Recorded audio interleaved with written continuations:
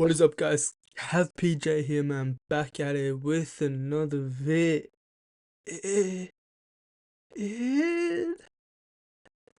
Today, we're gonna be reacting to the Fraud King hits 40k points. Now, I feel like not a lot of people talk about, LeBron in this way, or like a lot of people, be glazing him, like absolutely going,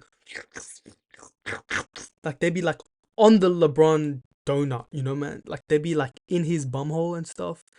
So I reckon it's good to just, take a step back and really like analyze LeBron. Like this guy, I feel like he's gonna go into some hard hitting facts. And I feel like even if you're a LeBron glazer who, gets bummed by him or you want to bum him like every single day, it's good to take a step back from that. You need a break from, always going in his bum and like kissing him. You just need a break from that stuff. So let's just check this out. Well, LeBron James has finally done it. No, he hasn't won an actual legitimate NBA title yet, as we are still breathlessly awaiting the first one of those in 21 years now and counting. But he has scored some arbitrary amount of points in his never-ending quest to become basketball's GOAT, a designation he continues to fall hilariously short of despite all of those stats. Speaking of which, on Saturday night... Hey, man, LeBron, if you're a LeBron fan, you probably should get off this video because you ain't gonna like this. Your ego might get hurt watching this. So if you're a LeBron fan, I'm just giving you a warning. You might not want to watch this. I'm not a LeBron hater myself. I just look at the facts and I just see what I see. I'm an OKC fan. I'm a Shea fan, so, I'm watching this neutrally. He finally reached a goal that took 21 years of stat padding on predominantly all layups and dunks to realize, while flopping and whining all over the court. 40. You know what I will say? That is low-key facts. Majority of his points has been layups and dunks. That is actually facts. And he's a big whiner. Big whiner and complainer. Every time I watch him play, he does whine and complain a lot, which is really I don't like that. I'm not gonna lie. Me personally, I don't like people who whine, whinge, and complain, especially if you're supposed to be, one of the greatest of all time. You shouldn't be whining and complaining as much as he does. So I'm agree with that. 1,000 points, the first in league history. The milestone comes predictably in a loss at home to a Nuggets team with a hobbled Jamal Murray. But yeah, 40,000. And what exactly about his legacy does this change? Oh sure, in today's day and age, there are a plethora of corrupt media sycophants who have been jock-sniffing and disseminating the LeBron propaganda for over... That's facts, man. The media, bro. The media, they be riding him 24 hours straight, riding him. They don't take no break from riding him. They just want to keep riding him. And like, it's facts, man. Like, they need to chill out. I mean, it's crazy. Stephen A, Shannon Sharp, they all be just like, everyone in that media circle, they all be glazing him 24/7, bro. I'm gonna agree with that too.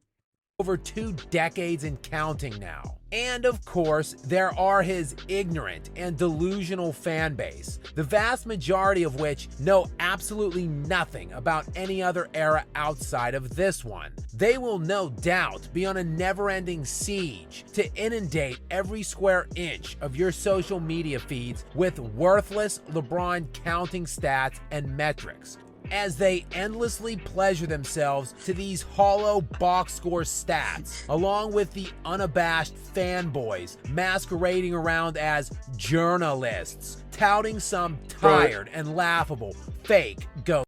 That's actually crazy, man. That's actually crazy. Case. A case which is constructed on a house of cards atop a foundation of unparalleled longevity and durability. But if you really dig into the context of LeBron's career, you cannot escape the fact that these longevity metrics have come in the face of an era of undeniable statistical enhancement, with league-wide scoring experiencing a meteoric rise over the course of LeBron's 21-year career. With nightly averages in his rookie season of 2003-2004 at just 93.4 points per game, which is the lowest since the 1976 ABA-NBA merger. But those nightly scoring averages have shot all the way up to 115.2 this season, which is the high. I'm gonna say this, man. That is true. Obviously, offense is, taking storm. Defense, the league doesn't really care about defense anymore. It's all about trying to get, all the attention, highlights, and the way you do that is by prioritizing offense. And that's what the league has done, man. And as a fan myself, bro, like, I love defense. And it really, really sucks to see it. Like, there's not as much competitiveness. And, like, all these ticky-tack fouls they call, man, it sucks.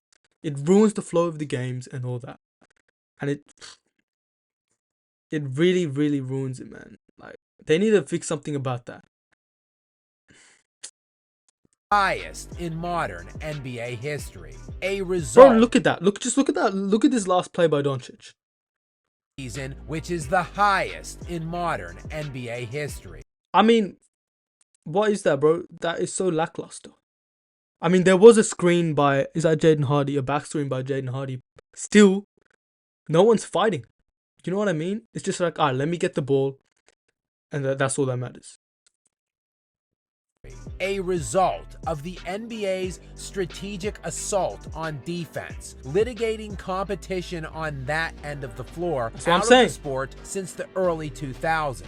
Though this was likely the trajectory of the NBA, regardless of what the league offices did. As this new generation of players started replacing their predecessors, a crop of soft, entitled losers that can't be bothered to strain themselves defensively, and in general lack the level of competitiveness. Yeah, now look at that.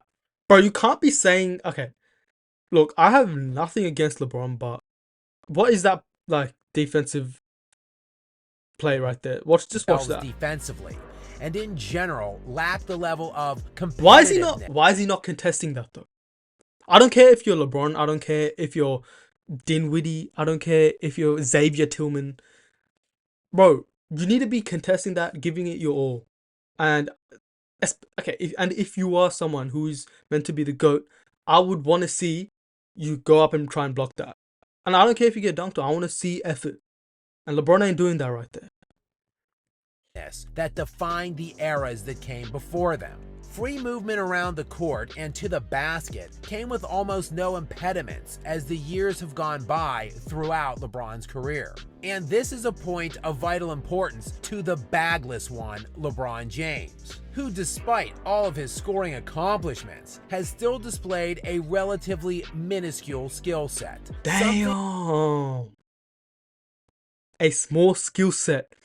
No one ever talks about that, No one actually ever talks about that. LeBron doesn't have a bag. I never even realized, bro. I mean, he actually doesn't have a bag. When you really think about it, he drives to the lane, puts up a layup, alright.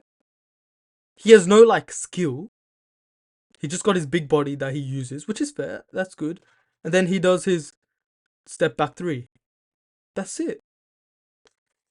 That is a very interesting point. I can't lie. Because if you look at players like Shai Gilgeous-Alexander, Luka Doncic, Stephen Curry, they have bags. Kyrie Irving. Those are players that have bags. Deep bags. And it's pretty to watch. It's very pretty to watch those players go to work. But it isn't pretty watching LeBron James. And by pretty, I'm meaning for Shai, an example, like a nice spin move, like a cheeky spinning fade away, or do you know what I'm saying? And there's Curry with his step back crazy threes, his ball handling with Kyrie Irving and all that. I mean, look, That was apparent in his first 7 years in Cleveland when he shot 68% from 5 feet and into the basket, while he made just under 36% from beyond 5 feet. And averaging it out for those first 7 seasons in Cleveland, LeBron was shooting just 47.5% from the field overall, a number which has increased significantly for the remainder of his career. From the 2011 season, his first in Miami, spanning all the way to the 2024 league year, his most recent, James is now shooting nearly 52.5% from the field during that time. That is 5 percentage points higher than his first 7 seasons with the Cavaliers. Now I know what you're thinking. This must just be because LeBron has been improving his game and getting better at his craft. Well, you may be thinking that, but you'd be wrong. Actually, it just... Bro, this guy's going in, bro. I can't even lie. This guy's going, like, straight. He is really bringing up everything, bro. I wasn't expecting this. means LeBron has had to systematically surround himself with the perfect assortment of players in order to space the floor to a point where defenses were incapable of clogging the lane. And aiding him on this front, of course, was the aforementioned changing dynamic of the league and dwindling defensive effort levels in general, which started taking effect right around that 2012 NBA season. This ensured LeBron the ability to make more easy shots from 5 feet and into the basket. And for his 21-year career now, LeBron James has attempted 11,586 of his 29,027 career shots from within 5 feet of the basket, which is just about 40% of his total shots attempted. And on those such shot attempts, he has a field goal percentage of nearly 71%, while to date, he has made just over 37% of all shots outside of 5 feet. 37%, essentially on any shot other than a layup or dunk. Yet we are perpetually inundated with these narratives of the alleged efficiency of LeBron James. But DeAndre Jordan has the highest career shooting percentage in NBA history at 67.5%, and he also has the highest effective field goal percentage, while Rudy Gobert has the highest true shooting percentage in league history. All the while, the alleged greatest shooter ever, Steph Curry, is not top 5 in any of those metrics. Exactly, and you know why? It's because of the difficulty of the shots. That's exactly why. Curry takes more difficult shots than, DeAndre Jordan and LeBron. That's actually facts, bro. Damn. I mean, I never really thought about it like that, to be honest. But of course, we have to factor in the difficulty level of the shot attempts that Steph Curry is taking versus the kinds of shots Rudy Gobert and DeAndre Jordan are taking. But for some reason, the context of LeBron James' scoring is never factored in. Being the all-time leading scorer in NBA history or reaching 40,000 career points does not necessarily make one the greatest scorer. In fact, James has only led the league in scoring one time in 21 years. He isn't top 5 in most career 40, 50, or 60-point games. What this scoring milestone does mean is that he has experienced unparalleled durability and longevity required to reach these scoring thresholds. And there sure has been a lot of speculation as to the ways LeBron has allegedly attained this level of durability, with Kevin Garnett becoming just the most recent high-profile personality. Is actually what this guy is saying really makes a lot of sense. I mean, well, first of all, now he's going into his longevity, which I actually don't understand how LeBron's doing it. And I have a feeling I know what this guy's going to say next, and a lot of people aren't going to like it, but he really has gotten to 40k points with mostly no bag, reduced defense, just layups, dunks, majority. That's interesting to think about. And yeah, he is not the greatest scorer of all time, definitely not. LeBron, rebounding, passing, decent deep. Actually, no, I can't even say he has decent defense. LeBron can be a good defender when he wants to be. I guess LeBron is an all-around good player, but he's definitely not a great scorer, I'd say. To level some accusation against James, saying that LeBron is on that, quote, new juice. While recently unredacted federal documents pertaining to the 2013 biogenesis steroid scandal has implicated LeBron James's longtime friend and business partner Ernest Randy Mims as a customer of the clinic. Also implicated in the documents was David Alexander, who served as LeBron's and LeBron's wife's personal trainer during James's stint in Miami. Nothing to see here though, just coincidences. Not coincidentally, however, despite all of these points, LeBron never really could figure out how to score them when it mattered most. Taking a look at his performances during clutch time in the NBA Finals round, defined as the final 2 minutes of a one-possession game, and James falls substantially short of the standard set by actual winners that have populated this sport's history, with LeBron shooting just 8 of 29 through his career in these situations. Damn. That's 27.5%. Meanwhile, his teams in these games have an overall record of just 10 and 11, a major reason why LeBron has won only 4 of his 10 finals appearances. Which gets us to the crux of the matter here. While LeBron may well have all of the counting stats, when exactly did those really start mattering? Certainly not when Larry Bird, who is 39th on the all-time scoring list, retired.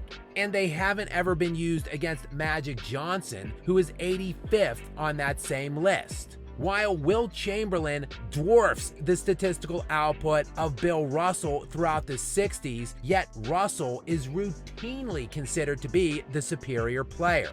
No one is touting Elvin Hayes as a better player than Tim Duncan. The Big E, of course, who has more total points and rebounds than Duncan while averaging more per game in both metrics. Finally, Karl Malone is 3rd all-time in scoring and 7th in rebounds, yet we never hear his name mentioned amongst the pantheon of Mount Rushmore-level bigs. Does anyone really care that Russell Westbrook is the modern-day Oscar Robertson and averaged a triple-double in 4 full seasons, which is 3 more than every other basketball player combined in all of NBA history?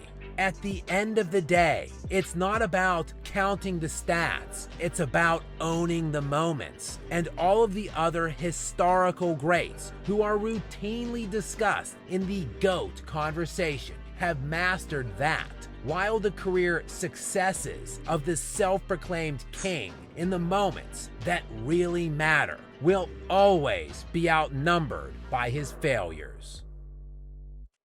Damn, what an ending! I can't lie. That.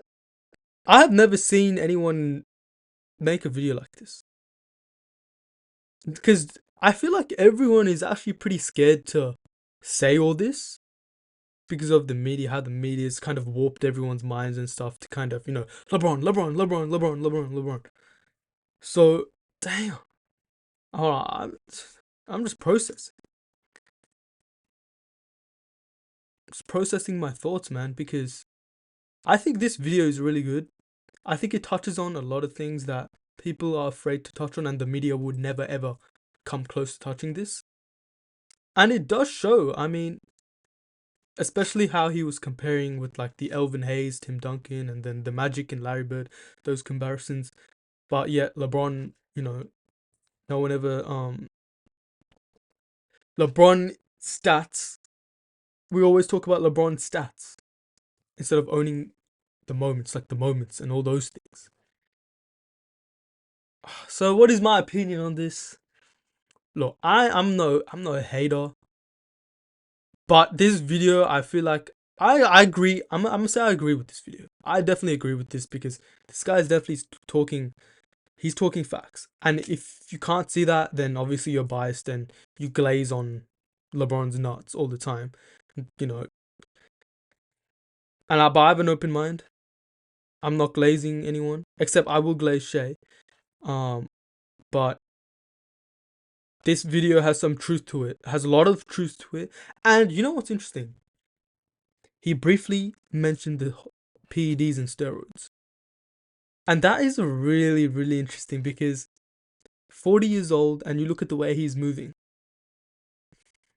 Look at the way he's moving. I mean, steroids, man.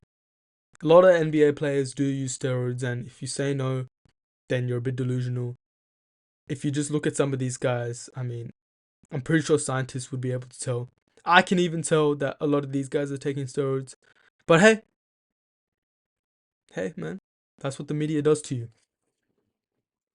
So yeah, that was a good video, man. Like this video if you enjoyed it, and if you've got your own opinions, drop them down below. This is feel free to put your own opinions. This is a free space. I'm not gonna judge anyone. That's why I'm saying my opinion, so you can put your opinion down there. So yeah, subscribe if you're new. We're almost at to 1,000 subscribers, and un video, mami, gente, para beles tiempo, empecemos.